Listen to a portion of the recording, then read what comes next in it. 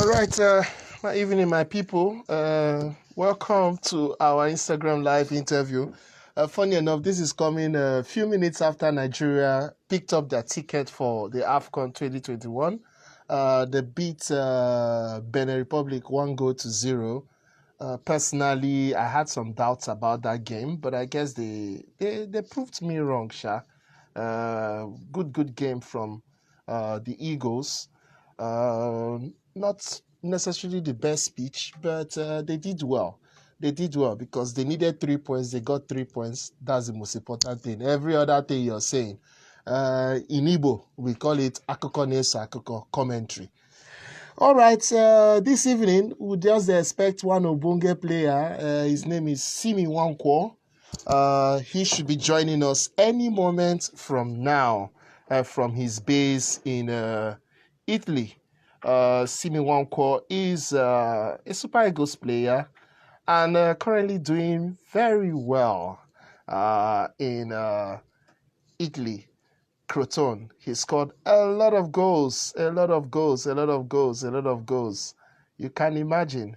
And he's going to share his life works, how he started. Many of you don't know how he started. There's one thing special between him and I, one bond we have, which is we come from the same town called Nanka in the Anambra State, Southeast Nigeria. And we're happy to say Simy is live with us. One day, can amen. I'm fine, I'm good though. Can't get in. You're Adebuma, we thank God. I believe you just watched the match, or maybe you didn't watch it. I don't know. I did. You did. Okay, Yeah. so I guess you're happy, like every Nigerian, that we got vital 3 points. Definitely. Yeah. It was a tough game, a very very tough game, Sha. The pitches are not like the same, like Otunusi when Obodo Sha. But at least we got the 3 points. That's the most essential point. Yeah. The important thing is to win the game. Yeah, that's it though. It doesn't really matter. They tell people, say they be Benin, we are Nigeria. It don't really matter. The most important thing is say get your 3 points, because them they come out with ambition just to make sure say we no win, but we scale through. Yeah. Exactly. So how you doing now? What you can share on your side? Nothing much. We all right. Thank God. Okay. How is the family? Outside though, we still there alive. That's a big blessing. That's the most important thing. Yes. That's a big blessing. So I'd already let one cat out of the bag, say me and you come from the same town. So, but in a nutshell, use your hand, tell everybody who really is Simy Nwankwo, because we just see the player where they score goal, hala for inside SerieA, but we don't really know the other aspect of the player. So, who really is Simy Nwankwo? Nothing special. Simy Nwankwo is just the same guy out there like every other person now. Trying to make ends meet, following my passion, doing the needful, Nothing really special about me, to be honest. Talking about myself sometimes I find it difficult.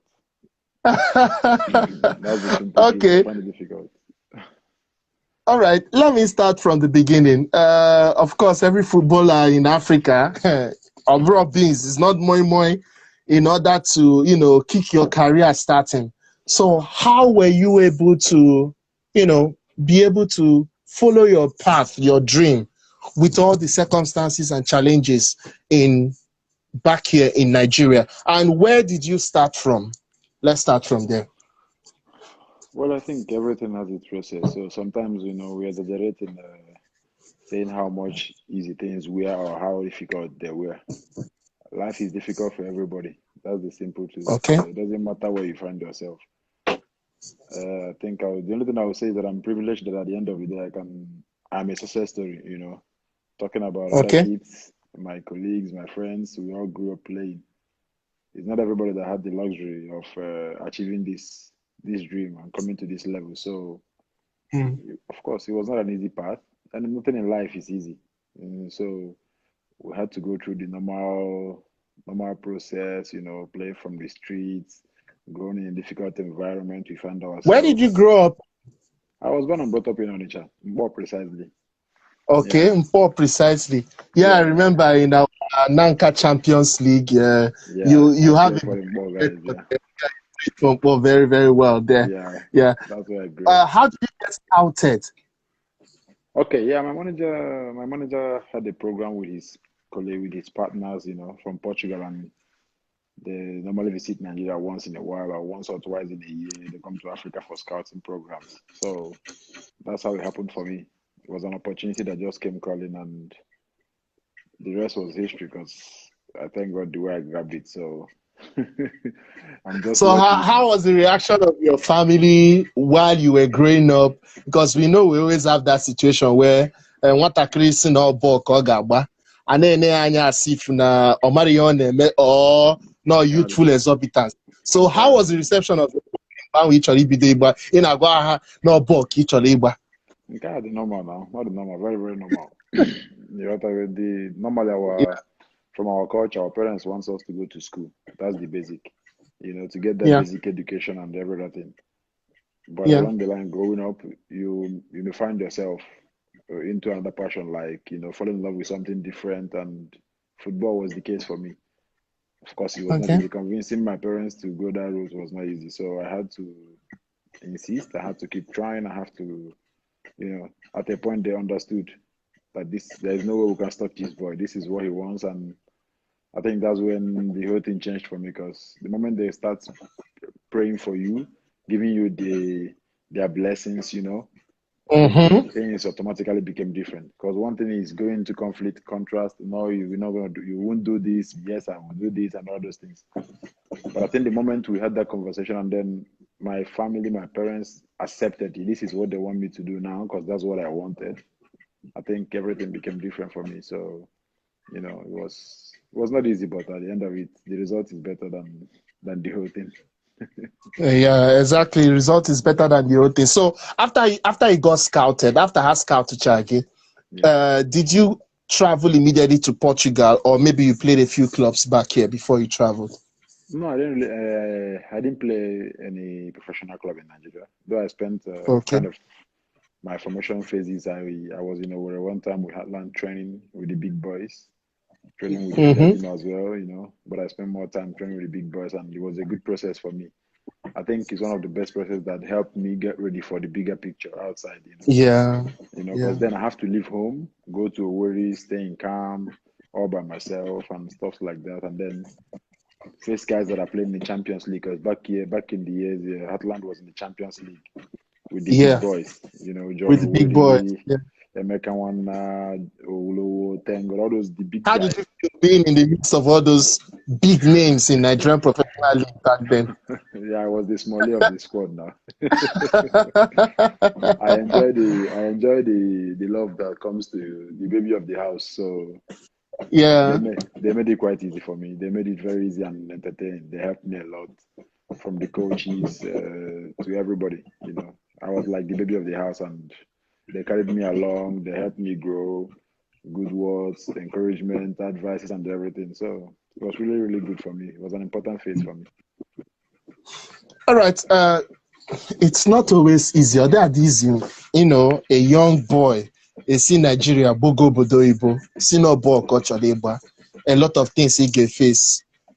New environments, adaptation, of course, racism. We can never exclude that from the picture. How tough goes to Portugal and we join your first club over there? Uh, Nambido, it was tough.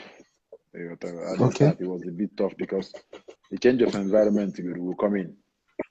Mm-hmm. It will set in, and you're no longer home, language barrier, Yeah. so many things will come into play. Play. But I think the most important thing that helps you surpass all those challenges with the passion and the will towards the main thing that brought me to Portugal. It's not about what I'm going to do. It's not about being in Portugal. It's about what I came to do in Portugal for me. So I think I had my eyes clear on the goal and the purpose for being in Portugal more than any other thing. So I spent more time crying and feeling lonely and anything. But I spent more time dreaming. You have to dream. Life is all about dreams. Of You have course. to dream. So Yeah. every day I wake up and I dream like, wow, I'm here. I can't imagine myself. Then in Portugal, I can't imagine myself playing in the Stadio da Dragao, the Porto Stadium, the Luz, the Benfica Stadium, Alvalade, the Sporting Stadium, with the big boys, Yeah. 50,000 seating capacities. You go there. I go to watch the games and it was crazy. It was crazy. That's when you understand that football is something else, in this part of the world. So Different environment from what we have back home here. yes, you saw it back home. It was massive because when I Mm-hmm. left my home to Heartland, I saw something completely different from playing in my normal From where sport. you from? You get the point. Then I got Yes. here and now I have to sit in a 50,000 seating capacity stadium watching the games with 50,000 people around. So it gave me more reason, It's like I said, something. to keep Yeah. dreaming, to keep dreaming. I dreamt big. I focused on dreaming than training, working, praying, dreaming, and then Which club again did you join in Portugal? my first team in Portugal was Portimonense. Portimonense. Yeah, that's So correct. after while you were at Portimonense, were you getting, because I know over there every single thing you do, they critique them, they always put them in the papers. Mm. How did you face that, knowing, and how did you rate your own self while growing up? Because that part now is always hard for footballers, especially young footballers. How was it like then? As a young boy, then it was not easy. You have to come Mm. in. Me, I'm maybe sometimes I think differently. Yeah, I don't think much about the critics. Okay, Okay. I try to even give merit to who criticizes me. Like maybe he sees something I'm not seeing. It may Okay. sound crazy, but that's the honest truth. So when somebody Okay. criticizes me, I know maybe sometimes they exaggerate and things fall out of Mm-hmm. line. But Yeah. I try to pick up something good there, much more than any other Okay. thing. That's what I focus on first. I built myself that nothing will make me lose focus in what I want to do. So you can Mm. criticize me for all I care. You can say anything you want. I'll keep smiling. You can do anything you want to do. You won't take away my smile. That's the way I see it. So my formative And you years try to was pick up the most important parts in the critic exactly and move on. everything. Even when somebody praises you, even when somebody's praising you, sometimes they say things that are not true just to make you feel all right. You Okay. just have to be smart enough to filter everything that comes around you. Even in that praise, is there something good you do, right? You have to keep doing this. And at the same time, there are Yeah. things they exaggerate to make you feel good. Actually, of course, we all have conscience. We are human beings. So I always open up anything that comes to me. I filter them and then take what I feel is good for me, and then I leave the rest. And then I keep moving. So for me, it's not important what people think or the criticism. I just try to make myself feel accepted with my work and my passion. That's all I want. Fun. Yeah. So, Portugal, you were in Portugal, you played Portimonense, scored 17 goals for them in 55 appearances, and then you moved to Gil Vicente. Yep. But something will strike me at that point for when you were still at Portimonense. They were not the biggest offer that came to you. Why did you choose to move to Gil Vicente instead of maybe taking a bigger role or trying out something bigger or be more adventurous? Why did you decide to go to Gil Vicente? Who told you it was not the biggest offer I got? Oh, okay, okay. Now you've given me another news. That was the biggest offer you got. I'm not Okay, saying that. that's I didn't say that. oh. No, but at the end, we live by our choices. We live by our choices. Okay, Maybe I would have been here. Maybe I would have been there. But for me, that all maybe. okay, Sometimes okay. you just have to do things the way they come to you. I live my life day by day, one at a time. I think every club, every opportunity, for me, is a process. It has its own Mm, advantages and disadvantages. So, like I say always, I can find myself in a big club tomorrow. I can find myself in a small club. For me, it doesn't change anything. Football is the same okay. everywhere. The context is different, but it's football. And I have to put myself in a condition to always do well and continue to grow anywhere I find myself.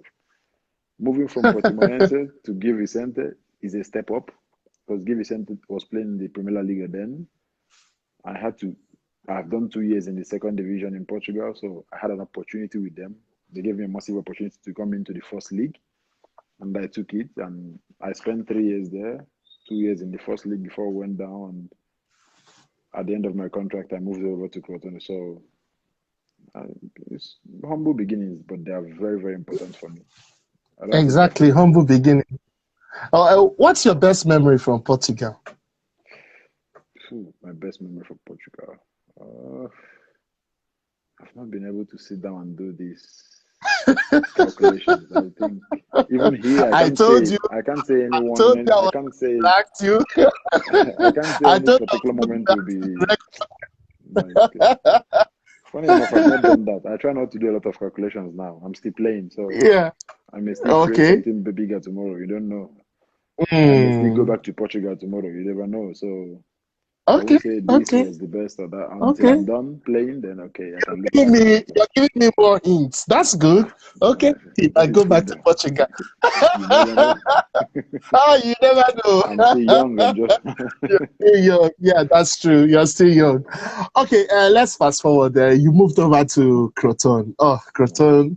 I can say you're becoming the Jagaban or the Onowu of Crotone with the way things are panning out. A few hours ago, you just posted another award. What strikes me is not just ordinary awards because of football, but awards from showing that they see you as part of them. When you were signing for Crotone, did you know that this would turn into this big love story between you and the little town of Crotone? Well, actually, I think my story with Crotone was quite different from the other two cities I've played before. Sometimes you have to come into a place and you have to, first of all, prove yourself to be accepted.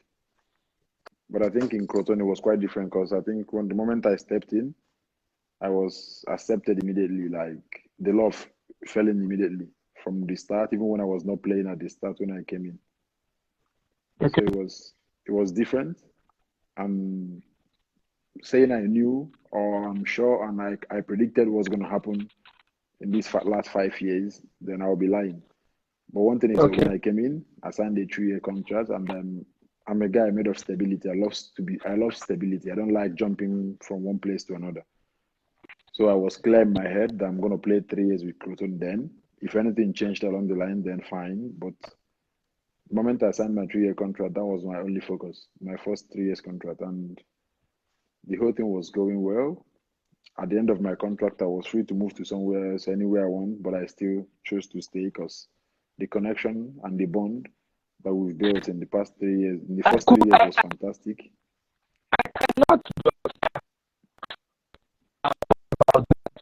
I can't hear you. Yeah. I can't hear you, sorry. I can't hear you. Oh, okay. Then I have to restart it. Can you hear me now? No, it's breaking. I can't hear you.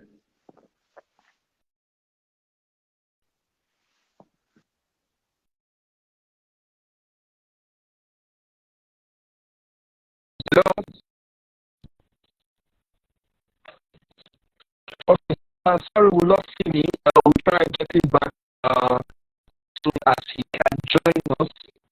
That's just a bit of network issues.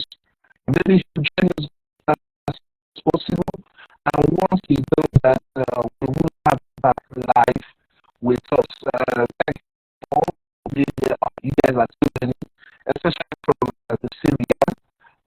Quite many people are here. We're still waiting for Simy to join us. Any moment from now, we will have him back with us, and probably he will tell us. We'll continue our discussion once he's able to get back with us. Still expecting that as soon as possible.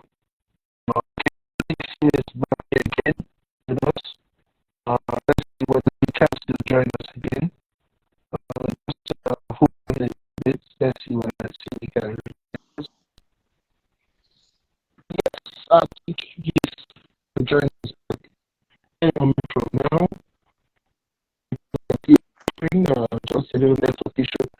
Can you hear us now? No. Okay, you can hear us now. Can you hear me? I can hear you perfectly well. No, I can't hear you. It's breaking. Very, very bad. That's my brother. I can't hear you. No, I can't hear you.